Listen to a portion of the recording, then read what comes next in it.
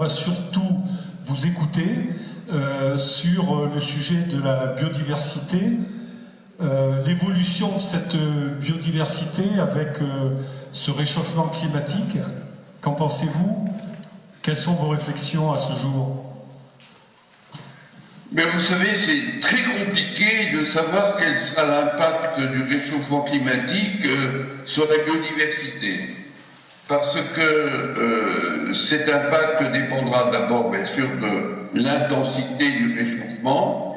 Et ça dépendra aussi, bien sûr, de la région où ça se passe, parce que le réchauffement ne sera pas égal dans toutes les régions du monde. Donc tous ces facteurs, évidemment, sont encore inconnus. Et ce qui est certain, c'est qu'il y aura une tendance des plantes et des animaux à migrer vers le nord, vers les pôles, en tout cas pour l'hémisphère nord, pour retrouver les températures qui sont les leurs actuellement, là où ils habitent.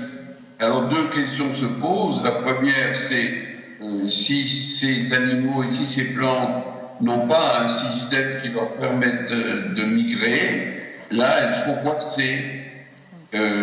Si alors elles n'arrivent pas à s'adapter là où elles sont, et qu'en plus elles sont coincées, c'est-à-dire dans l'incapacité d'aller ailleurs, bien elles risquent d'être condamnées, et c'est comme ça qu'on risque de perdre effectivement un certain nombre d'espèces animales ou végétales. La vitesse à laquelle a lieu ce réchauffement climatique va complètement... la biodiversité, que ce soit les plantes ou les animaux ou les insectes, vont peut-être être dépourvus pour réagir aussi vite. Oui, alors écoutez, je comprends. Ce qui se produit, si vous voulez, c'est qu'actuellement, les changements en ce qui concerne l'écologie globale sont extrêmement rapides. Alors, à propos de l'érosion de la biodiversité, on parle d'une 6e extinction dans l'histoire de la planète des espèces vivantes. La dernière en date, grande extinction, ça a été celle qui a emporté les dinosaures il y a 65 millions d'années.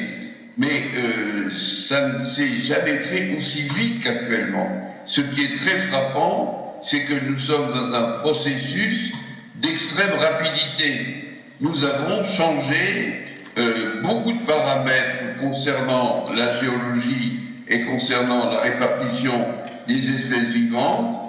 C'est pourquoi on a inventé aux États-Unis le terme d'anthropocène, c'est-à-dire que nous serions entrés dans une nouvelle ère géologique après l'Holocène, qui était donc la dernière, et que cette entrée dans cette nouvelle ère coïnciderait avec le début de l'ère industrielle où les modifications ont été extrêmement rapides et extrêmement importantes. Et la question est celle-ci, est-ce que nous sommes déjà actuellement dans la 6e extinction? Alors la réponse qu'on peut donner à cette question, c'est peut-être pas encore, parce que pour les grandes extinctions du passé, on estime qu'au minimum pour chacune d'elles, 75% des espèces vivantes ont été éliminées, c'est-à-dire les 3 quarts. Alors, Dieu merci, nous n'en sommes pas encore là, mais les prévisions sont assez pessimistes. On a des chiffres qui sont très parlants. On estime actuellement que tous les 10 ans, on perd 5% de la biodiversité globale de la planète. Vous calculez que ça veut dire que si ça continuait, ce qu'à Dieu ne plaise, à ce rythme-là, en un siècle, on perd la moitié. On perd la moitié des espèces vivantes. Et dès à présent, l'Union internationale de conservation de la nature fait des prévisions qui sont pessimistes en ce qui concerne les différents groupes. Par exemple, elle considère que dès à présent, un oiseau sur 8, une espèce d'oiseau sur 8 espèces d'oiseaux est menacée, qu'un mammifère sur 4 est menacé, qu'un reptile sur 3 est menacé, les reptiles étant le groupe où les menaces sont les plus importantes parce que ces animaux respirent par la peau et donc intègrent les poisons, les pollutions, les polluants à la fois par la respiration et par la peau. Donc ils sont plus fragiles que d'autres. Et en plus, ils sont menacés par des champignons qui font de très grands dégâts dans le monde de ces reptiles. On a un symbole, c'est le crapaud doré de Costa Rica, dont on parle beaucoup parce que c'est une très belle petite bête qui a une couleur jaune d'or. Et ce crapaud a été pratiquement éliminé, on ne le retrouve plus. Il a disparu tout récemment. Les océans aussi se réchauffent et les spécialistes donc, qui s'occupent de pêche, par exemple comme Elifremer, tirent la sonnette d'alarme en disant il n'y a plus de poissons dans les océans. Il y a beaucoup à dire, cher ami, sur les poissons. On a un chiffre. Ce chiffre résulte d'une synthèse qui a été faite sur plus de 200 études ponctuelles. Et voilà ce chiffre par rapport à l'abondance des poissons dans les océans au début de l'ère industrielle, c'est-à-dire il y a 150 ans en gros, nous avons perdu 86% des espèces qui nous sont utiles, que nous consommons. C'est évidemment un chiffre extraordinaire, ça paraît presque irréaliste, mais pour beaucoup des poissons océaniques que nous consommons encore régulièrement, les stocks sont très faibles. Il y a eu notamment une étude qui a fait grand bruit il y a quelques années et qui disait qu'en 2048, au train où nous allons, il n'y aurait plus de poissons du tout dans les océans. Bon, l'auteur de cette étude a un peu tempéré ensuite ses résultats, mais la situation dans les océans est très grave. Alors, il y a une très belle histoire que je vais vous raconter parce qu'elle est très parlante et elle explique bien comment l'écologie, comment ça fonctionne. C'est l'histoire de la loutre de mer. Ces loutres sont de très jolis petits animaux dont la peau servait à faire des fourrures et qui vivaient en Alaska. Alors on s'est aperçu que ces loutres sont devenues de plus en plus rares parce que les orques, qui sont de grands poissons carnassiers, mangeaient les loutres. Ce qui a beaucoup surpris parce qu'on considérait que les orques mangeaient des poissons. Ils ne mangeaient plus de poissons. Pourquoi ne mangeaient-ils plus de poissons? La réponse est simple, il n'y avait plus de poissons. Donc ils ont mangé les loutres, c'est ce qu'il leur restait à se mettre sur la dent. Donc les populations de loutres ont beaucoup diminué. Et comme les loutres se nourrissaient d'oursins, eh bien les oursins ont prospéré puisqu'ils n'avaient plus de prédateurs. Et les oursins sont devenus très abondants. Et comme les oursins se nourrissent d'algues qui vivent sous l'eau, qu'on appelle le kelp, ces algues ont quasiment disparu. Et ces algues étaient extrêmement importantes. Pourquoi? Parce que les alevins de poissons, parce que les petits crustacés, parce que les petits mollusques vivaient dans ces nichoirs, dans ces frayères, dans ces milieux par conséquent très riches, où ces alevins pouvaient être nourris. Or, ces milieux ayant disparu, eh bien, les petits poissons n'ont pas réussi à devenir grands et les populations de poissons ne se sont pas reconstituées. Et donc, vous voyez ici le côté très inquiétant du phénomène, c'est qu'on a surconsommé les poissons et on a détruit les milieux dans lesquels ils vivaient, de sorte qu'ils ne peuvent pas se reconstituer. Et c'est un phénomène qu'on a étudié d'une manière très précise au large de la Namibie, dans l'océan Atlantique Sud, où les populations de sardines et d'anchois étaient extrêmement abondantes, extrêmement abondantes. On a surpêché. Ces populations de sardines et d'anchois se sont littéralement effondrées. Alors on s'est dit, on va attendre un peu pour que ces populations se régénèrent. Mais ce qui s'est passé, c'est pas du tout ça. Ce qui s'est passé, c'est que les méduses ont pris la place des sardines et des anchois et qu'actuellement, ces côtes sont envahies, totalement envahies par des méduses, et c'est vrai dans différentes régions du monde, c'est vrai dans la Baltique qui est très polluée parce que c'est une mer fermée, c'est vrai aussi au large de plusieurs ports du Japon, vous voyez, il n'y a pas, par conséquent, de restitution de la ressource une fois que cette ressource est épuisée. Et c'est ce qui se passe pour les morues à Terre-Neuve. Dieu sait qu'on a beaucoup d'histoires sur la pêche à la morue à Terre-Neuve. Elle a été interrompue en 92 parce qu'il n'y avait plus de morue. On voulait la réouvrir en 2012, pensant qu'après 20 ans, les morues se seraient reconstituées. Ça n'a pas du tout été le cas. Les morues ne sont plus présentes à Terre-Neuve et il y a potentiellement une pénurie de morues qui se dessine. Alors on la compense comme on peut par de l'aquaculture qui se développe rapidement mais qui pose toutes sortes de problèmes, notamment pour la pollution des zones qui sont productrices des poissons. Mais la situation dans les océans est très inquiétante, évidemment. Sur le sujet donc de la biodiversité et de son évolution, êtes-vous, vous, Jean-Marie Pelt, êtes-vous pessimiste ou optimiste? Écoutez, on ne peut pas être très optimiste sur l'évolution de la biodiversité.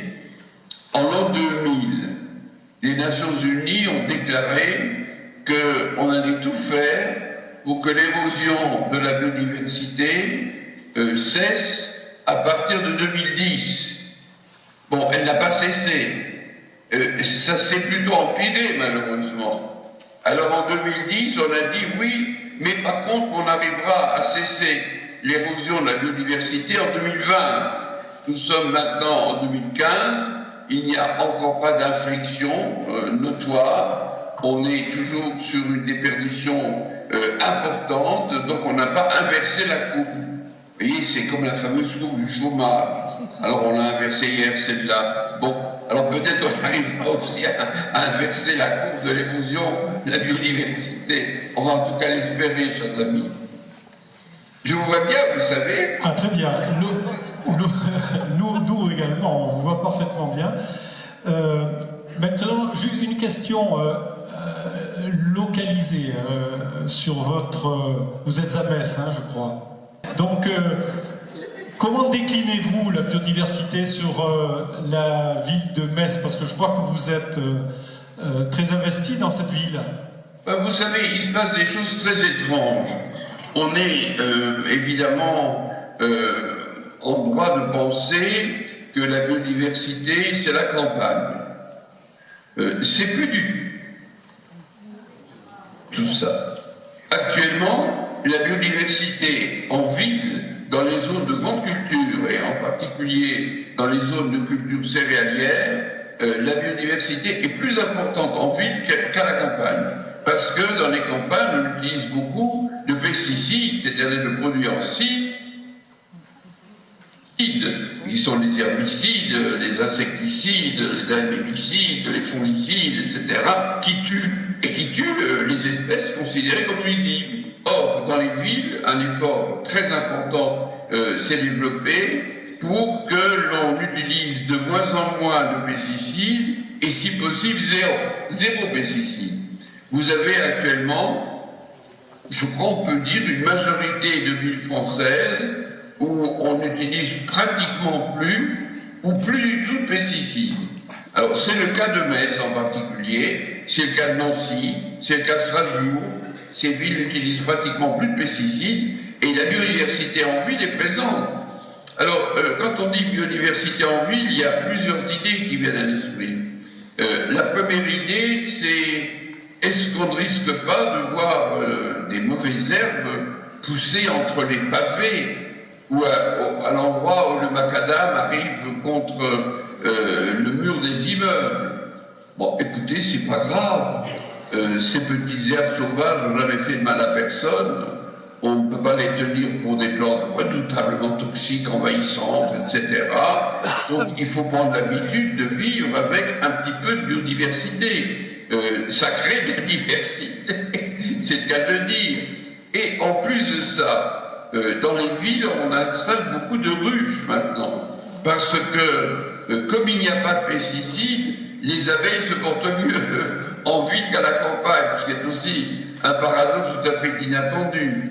Maintenant, nous avons la diversité animale, puisqu'on parlait de Metz, il y a des faucons pèlerins qui nichent sur les tours de la cathédrale, parce qu'ils considèrent que ce sont des rochers, et que pour eux, c'est leur milieu de vie. Donc il y a une diversité très riche, il y a une très belle étude qui a été menée sur la biodiversité dans la ville de Metz, et on va ainsi de surprise en surprise. Mais il y a un mais, c'est que dans les espaces verts, on dit il faut qu'on fasse de la biodiversité. Et puis on dit il faut qu'on fasse des économies. Alors pour faire des économies, on dit on va planter des plantes qui poussent toutes seules, qu'on n'a pas besoin d'entretenir, et qu'on n'a pas besoin d'arroser. On fait des économies d'eau, on fait des économies aussi d'horaires de travail, et on plante des graminées, et on met des graminées partout. Faites bien attention, vous verrez, il y a des graminées partout. Bon, on ne peut pas dire que les graminées sont aussi belles que les roses. La nature a prévu que les graminées sont pollinisées par le vent. Donc les insectes ne vont pas sur les graminées, et par conséquent, elles n'éprouvent pas le besoin de faire des merveilleux pétales colorés, d'émettre de merveilleuses fragrances, des odeurs superbes, etc. Donc c'est pas très beau. Puis alors il y a une autre idée qui est très à la mode en ce moment, c'est l'idée qu'il faut que les massifs de fleurs soient biodivers. Alors au lieu de constituer les massifs comme on les faisait autrefois, comme les gens âgés les ont connus, comme on les a fait partout depuis des siècles, alors on met un peu n'importe quoi ensemble. Alors c'est pas toujours très beau. C'est pas toujours très beau. Vous êtes à Toulouse, je ne connais pas du tout le service des espaces verts de Toulouse, mais peut-être que chez vous c'est très beau.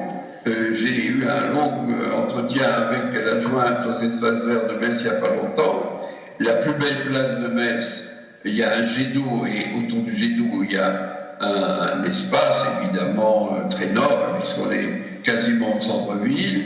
Et là, il y a une sorte de, comment dirais-je, de panel complexe de plantes qui ne sont pas des belles plantes à fleurs, qui ne sont pas colorées, qui ne sont pas attractives pour les insectes, voilà. Et puis alors, il y a une autre marotte qui séduit, qui est redoutable celle-là, c'est le tout minéral. Alors c'est très à la mode. Quand on fait une place, on fait la place entièrement minérale, pas de végétaux. Parce que si on n'a pas de végétaux, il n'y a pas besoin d'entretenir la place.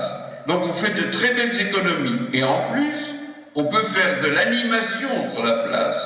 Alors des cultures urbaines, du hip-hop, etc. Et donc les architectes, les décorateurs et paysagistes vendent aux municipalités des places tout minérales. On oublie complètement qu'une place qui est entièrement minérale n'est pas très accueillante. Un banc en pierre sans pouvoir s'adosser, c'est pas très confortable, mais on oublie surtout qu'en été, la réverbération est très forte et on doit y tenir. Alors, on a fait une découverte récemment à un grand congrès de paysagistes. On a découvert, alors ça c'est très important, retenez-le bien, que c'est important de mettre des végétaux dans les villes. Figurez-vous, on l'avait complètement oublié.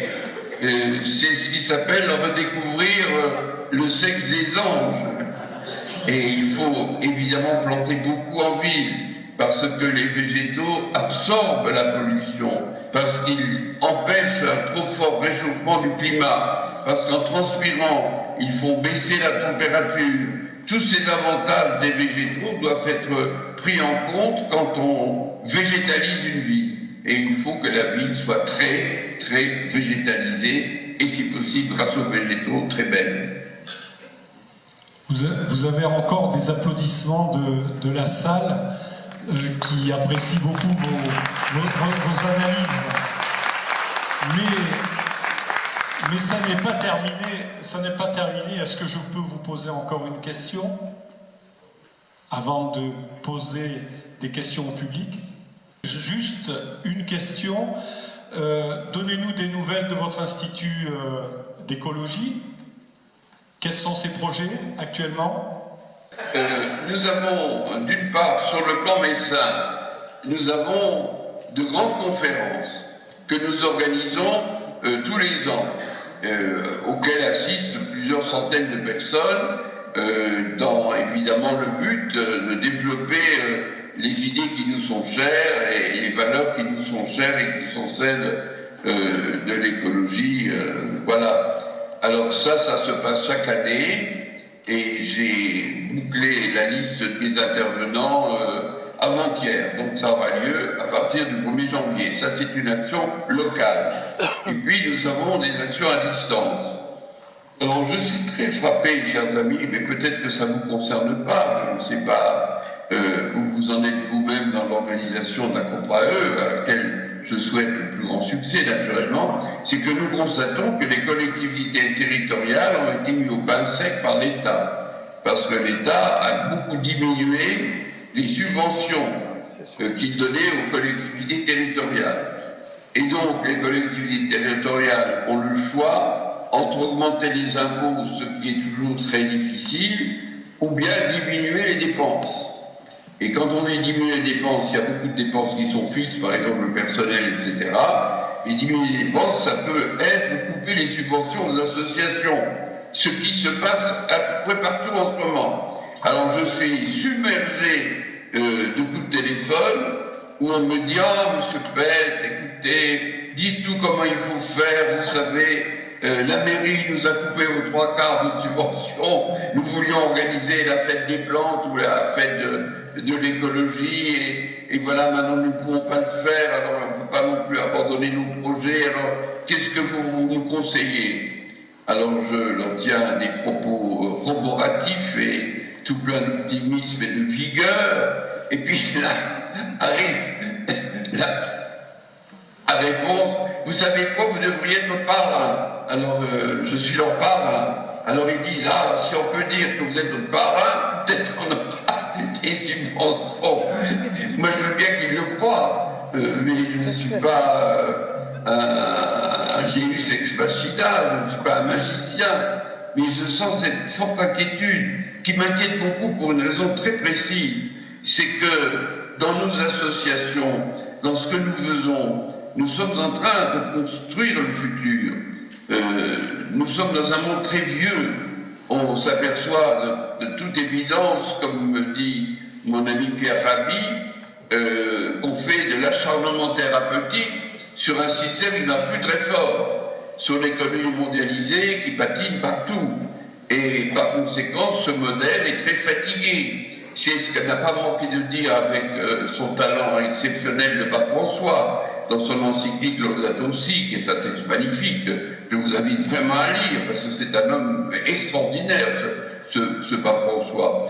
Et je pense que nous devons nous préparer à la page suivante dans l'histoire des sociétés humaines et dans l'histoire de l'humanité, et que pour cela, le travail qui se fait dans le monde associatif, dans la société civile, dans d'innombrables groupes qui prennent des initiatives novatrices, est un travail très important pour le futur.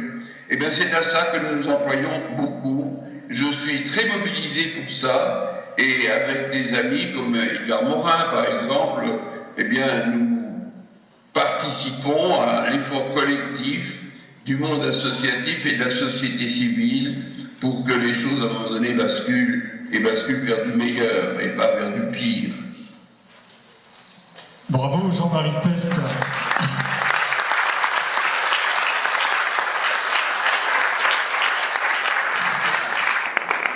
L'homme qui nous a fait rêver avec l'aventure des plantes. On se demande quand est-ce que ça va repasser sur nos chaînes préférées. Peut-être un miracle un jour. En tous les cas, je vous soumets aux questions des Toulousains maintenant. C'était l'aventure des plantes dont vous m'avez parlé. Oui. C'était une belle aventure.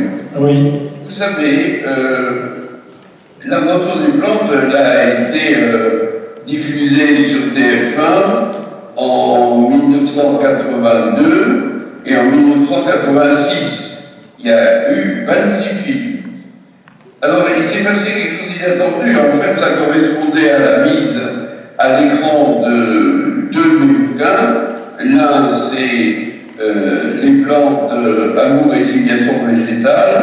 L'autre, c'est la vie sociale des plantes. Donc, c'est sur l'écologie, le second, et j'ai essayé de montrer que les plantes étaient des êtres vivants, et quand on les regardait bien, on s'aperçoit qu'elles ont, entre guillemets, des mœurs et des comportements qui sont aussi les nôtres. Et ceci a beaucoup frappé l'opinion publique.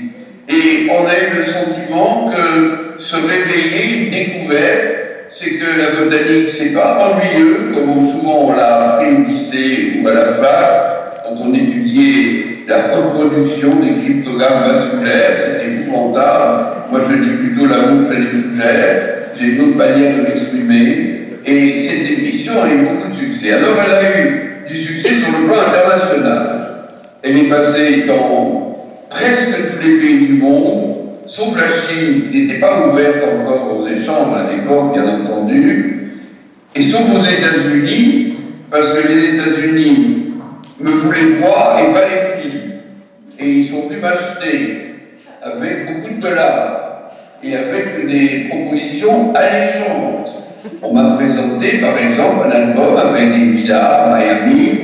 On m'a dit qu'il y aurait à ma disposition une voiture avec chauffeur, un jardinier, une cuisinière et une femme de chambre. Alors je leur ai expliqué que j'étais comme un ancien grec et que les anciens grecs, ce qui était le pire pour eux, c'était le bannissement, quand ils ne pouvaient plus être attachés à leur propre terre. Alors ils ont été extrêmement surpris de ma réponse, ils parlaient un français parfait, c'était la chaîne nationale américaine PBS, et puis ils avaient l'air tellement déconfits, en me confiant que ça n'aurait jamais arrivé. Ils avaient l'air si malheureux que je les invitais à déjeuner, moi, pour les consoler. Et c'est comme ça que la Voiture des Plantes n'est pas partie aux États-Unis, mais qu'elle est partie un peu partout ailleurs. Et elle a eu un très grand succès dans les pays arabes, parce que, me disait-on, à TF1, qui s'occupait de la diffusion internationale, parler du sexe, c'est toujours très difficile dans les pays musulmans, mais si c'est le sexe des fleurs, ça marche très bien. Voilà pour l'aventure des plantes. Une belle histoire avec l'aventure des plantes. Et la première question, c'est le président du COPRAE qui va vous la poser. Il va vous poser une question ridicule d'ailleurs, comme tout président de l'association le fait souvent. Alors, est-ce que la venue de sangliers et de chevreuils est un signe positif dans le village? Là, nous sommes dans une grande idée de l'écologie que nous connaissons bien, qui est l'idée d'équilibre. La nature, c'est un truc qui marche. L'économie, c'est un truc qui ne marche pas. Donc, on a énormément de mal à faire marcher l'économie, mais la nature, elle marche toute seule. Il ne vous aura pas échappé que personne ne s'occupe actuellement de faire tomber les feuilles, elles tombent toutes seules des arbres, parce qu'on arrive à la tout ça. Tout ça est merveilleusement bien équilibré. Et ces équilibres, parfois d'ailleurs, sont soumis à des spasmes, à des crises, parce que les crises, ça fait partie de la vie, pas seulement de la vie humaine, mais aussi de la grande vie qui est la vie de la nature. Alors, pour qu'il y ait équilibre, il faut qu'il y ait des régulations. Et la nature régule. Dans mon histoire sur les loutres de tout à l'heure, ce qui s'est produit, c'est que ça s'est dérégulé. Et ça s'est dérégulé parce qu'on a fait de la surpêche. En ce qui concerne les animaux dont vous venez de parler, il y a sans doute effectivement une insuffisante régulation. Et on sait qu'on a besoin d'avoir une gestion de la faune sauvage, des chevreuils, des sangliers, et que c'est le travail des chasseurs. Alors c'est à eux de faire ce travail. Il y a des exemples célèbres dans l'histoire de l'écologie. Le parc de Yellowstone, par exemple, qui a été le tout premier grand parc naturel américain depuis 1872, à un moment donné, c'est complètement déséquilibré parce que on a avait éliminé les loups, si on avait peur des loups. Et les chevreuils et les élans ont pullulé à l'extrême, et les arbres ont été abîmés, ont été goûtés, ont été consommés. Au bord des rivières, il n'y avait plus ce qu'on appelle la ripisylve, c'est-à-dire les arbres du bord de la rivière. Du coup, les castors ne pouvaient plus construire leur habitat, puisque le castor est un animal qui bâtit son habitat au bord de l'eau avec sa queue. C'est le seul animal qui opère de cette manière, avec une certaine habileté, une certaine intelligence, qu'on a beaucoup admiré d'ailleurs. Et pour réguler le système qui se dérégulait complètement, parce que la végétation se délabrait de plus en plus, on a réintroduit des loups. Voilà, c'est la raison pour laquelle d'ailleurs on débat à l'infini, et dans notre région particulièrement, du problème des ours et du problème des loups, des ours en particulier surtout, parce qu'il faut un certain niveau de prédateurs pour que les régulations se fassent. Et ça, c'est un travail qui doit être fait avec beaucoup de précision. C'est pourquoi actuellement on essaie de comprendre de mieux en mieux l'évolution d'un milieu naturel pour le réguler au mieux. C'est la raison aussi pour laquelle on vérifie le nombre de loups qu'il y a actuellement en France. Dans ma région, il y en a, par exemple, alors qu'il n'y en avait pas il y a 30 ans. Et s'il y en a trop, alors l'État autorise à en abattre quelques-uns. C'est la régulation, c'est un des domaines les plus importants de l'écologie pratique. Merci. Première question du public. Bonjour. Vous aviez écrit il y a plus de 20 ans « Nous redeviendrons paysans ». Alors, ma question c'est, le pensez-vous encore, le souhaitez-vous encore et pourquoi? Ce que je pense, c'est que on a déséquilibré la démographie et la géographie. On est actuellement dans une vision du monde où ce qui s'impose, c'est ce qui est grand. C'est la très grande ville, c'est la mégalopole, avec en Chine ses 20 millions d'habitants. Je lisais dans le journal ce matin qu'à Jeddah, en Arabie Saoudite, on va construire une tour qui a mis 1 mètre de haut. C'est le privilège que l'on accorde aux gigantistes. On a fait l'EPR, qui est le nouveau réacteur nucléaire à Flamanville. Il est très très cher, il a beaucoup de retard dans sa construction, et il est énorme. Et personne n'ose venir, mais sous le manteau, on dit il est trop gros. Il est trop gros et il est trop cher. Je m'élève tout à fait contre cette vision du monde. Actuellement, les villes se battent pour devenir des métropoles. Parce que si elles deviennent des métropoles, l'État va les garder. Par contre, pour les villages, on ne peut pas dire qu'ils soient vraiment gardés. Ils ne sont pas gardés du tout. Et je comprends très très bien les inquiétudes des maires ruraux face à cette évolution. J'ai assisté il y a quelques semaines, j'étais pas à l'hôpital parce que je n'habite pas à l'hôpital toute l'année, j'ai fait beaucoup de séjours, c'est quand même asiatique, tout m'embête, mais il y avait une conférence sur les métropoles. Et le conférencier très brillant nous a expliqué que la compétition entre les métropoles, c'était l'avenir de l'humanité. Voilà, rien que ça. Et que le cycle et les locaux que vont adopter les métropoles fera d'elles qu'elles iraient vers un succès économique éblouissant. Et moi, je pensais à mon village. Et mon village mérite aussi d'avoir un certain succès dans son évolution.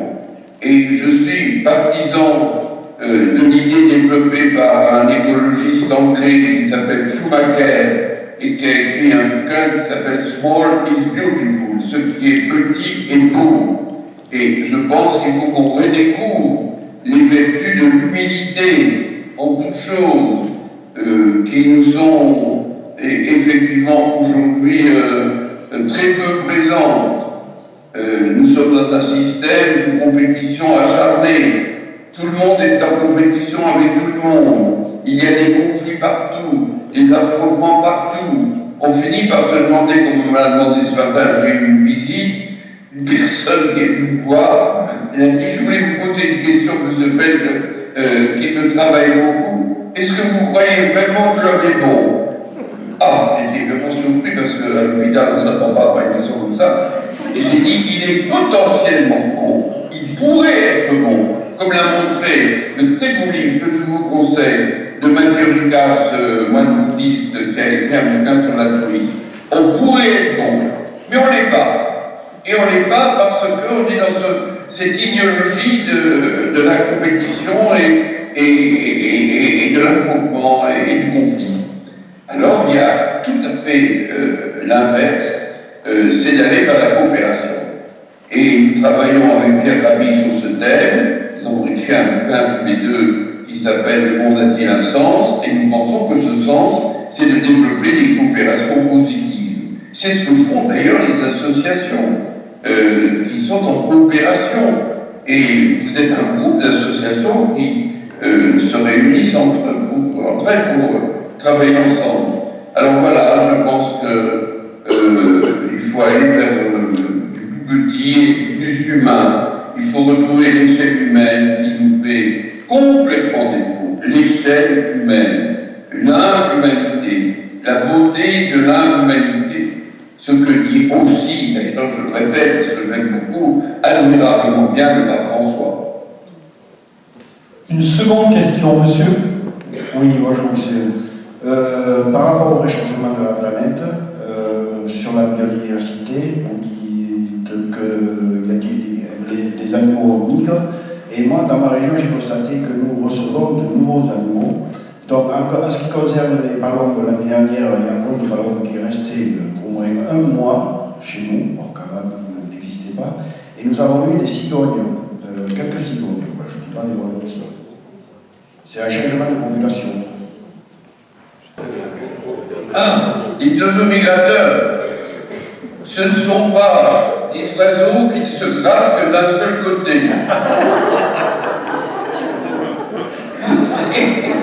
Elle est excellente. C'est des oiseaux qui font des grands voyages. Et avec le réchauffement climatique, il y a des nouveautés qui se produisent. Parce que comme les températures ne sont plus les mêmes à l'endroit où les oiseaux ont l'habitude de se rendre, ils vont plus loin et souvent ils doivent dépenser des forces nouvelles. Alors il y a des études très fines sur la manière dont les oiseaux s'y prennent pour migrer. J'ai une espèce dans la tête, je ne sais plus quelle est cette espèce, qui migre du Grand Nord jusqu'au Grand Sud, qui fait quelque chose comme 12 000 km en volant, et chose extraordinaire, en volant sans s'arrêter. Alors pour arriver à voler sans s'arrêter sur 12 000 km, l'oiseau met en réserve beaucoup de graisse qu'il consomme pendant son voyage. Et puis il arrive à un moment donné où il a tout consommé et où il lui reste encore 1000 km à faire. Mais comme il a tout consommé, il est beaucoup plus léger. Et comme il est devenu plus léger, c'est calculé pour qu'il puisse faire les 1000 km qui manquent. C'est une très belle histoire et ça montre que la nature est très intelligente. S'il vous plaît, je voudrais compléter la question pour voir quelle utilité il y a ici. Est-ce qu'il y a une gêne, que ce soit des cigognes ou des perroquets par exemple? C'est l'exemple. Je disais le changement de population. Une gêne dans quel sens? Non, pas de gêne, mais si ça a une importance. Quelle importance ça a? S'il y a une migration d'oiseaux qu'on ne recevait pas, que l'on reçoit maintenant. Oui, monsieur a remarqué qu'il y a des animaux qui viennent en migration, or, auparavant, ils n'y venaient pas. Oui, parce qu'il y a beaucoup de bouleversements qui sont effectivement liés au réchauffement. La composition faunistique, par exemple, de la Méditerranée a complètement changé parce que actuellement, beaucoup de poissons traversent le canal du Suez pour s'installer dans la Méditerranée où ils ne venaient pas autrefois. Et où par conséquent les espèces endémiques spécifiques du bassin méditerranéen sont maintenant concurrencées par d'autres espèces qui viennent les rejoindre. Il y a aussi des espèces qui migraient des côtes atlantiques africaines vers le golfe de Gascogne et qui restaient pendant l'été dans le golfe de Gascogne et en hiver on descendait vers l'Afrique, les poissons. Eh bien, ces poissons maintenant restent pendant l'hiver aussi. Donc il y a des changements très très importants dans les comportements migratoires, aussi bien en l'air que dans les mers. Eh bien, merci beaucoup. On va arrêter la séance des questions pour le moment. On va vous dire un grand merci, et c'est toute la salle qui